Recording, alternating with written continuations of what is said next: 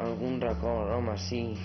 Aquí, per exemple, al braç tinc una cremada de quan tenia 3 anys, que va ser amb aigua bullent, i doncs la tinc aquí al braç i és un record que tinc. I, bueno, doncs algun record bo. Doncs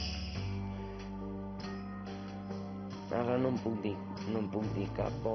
Gairebé 1.500 nens, com el que descriu aquest vídeo, van ser maltractats a Catalunya durant el 2009 i el mateix nombre ho haurà estat el 2010. De fet, en són més, però aquests són els que va detectar la Generalitat, que va retirar la tutela als pares. El documental Infància en risc retrata el patiment dels menors i les eines que té l'administració per combatre el maltractament infantil.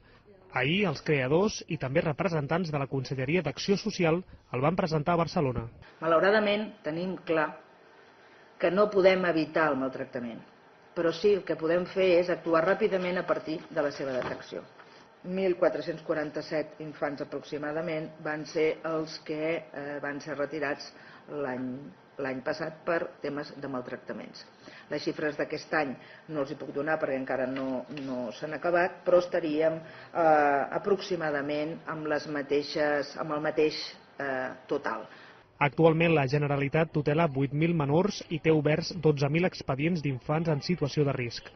Dels 1.500 nens maltractats, un 73% no ho han estat físicament.